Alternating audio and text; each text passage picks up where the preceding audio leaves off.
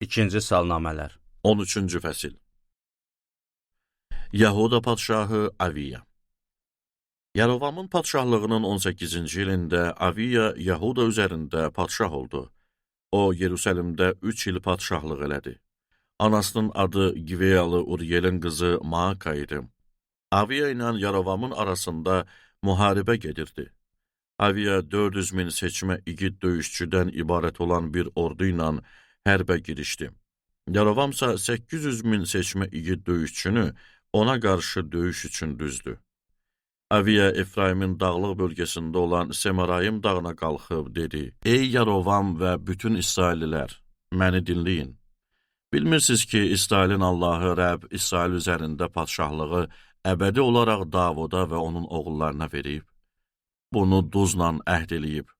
Ancaq Davudun oğlu Süleymanın qulu Nevat oğlu Yarovam qalxıb ağasına qarşı üsyan elədi.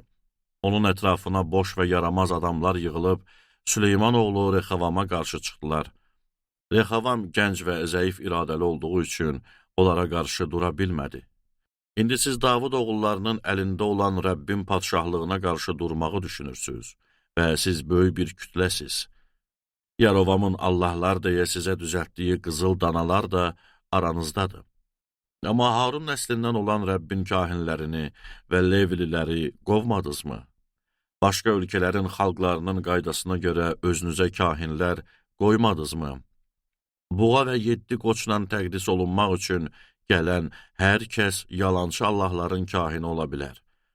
Amma Rəbb Allahımız olduğuna görə biz onu tərk eləməmişik və bizdə Rəbbin xidmətində Harun nəslindən olan kahinlər və onlara kömək eləyən Levlilər vardı.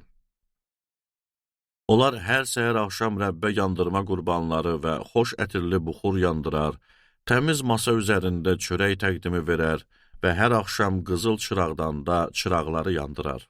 Çünki biz Allahımız Rəbbin qoyduğu qaydalara əməl eləyirik. Siz isə onu tərk elədiniz. Budur, Allah bizləndir, başımızın üstündədir. Onun kahinləri də bizləndir. Sizə qarşı çalmaq üçün əllərində yüksək səs verən kəranaylar var. Ey İsrail övladları, atalarınızın Allahı Rəbbə qarşı müharibə eləməyin. Çünki işiniz yaxşı getməz. Yarovam onların arxasından pusqu qurmaq üçün dəstə göndərmişdi. Onun özü Yahudalılardan qabaqdaydı. Pusqu isə onların arxasındaydı. Yahudalılar geriyə baxdıqda gördülər ki, onlara öndən və arxadan hücum olunacaq. Onlar Rəbbə fəryad elədilər və kahinlər kəranayları yüksək səslə çaldılar. Yahudalılar nərə çəkdilər və onlar nərə çəkəndə Allah Yarovamı və bütün İsrailliləri Aviyanın və Yahudanın önündə qırdı. İsrail övladları Yahudalıların önündən qaçdı və Allah onları bunlara təslim elədi. Aviya ilə xalqı onları böyük tələfata uğratdılar. İsraillilərdən 500 min seçmə adam həlak oldu.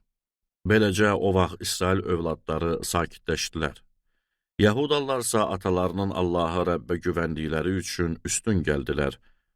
Aviya Yarovamı təqib elədi və ondan şəhərləri Beteli və qəsəbələrini, Yeşananı və qəsəbələrini, Efronu və qəsəbələrini aldı.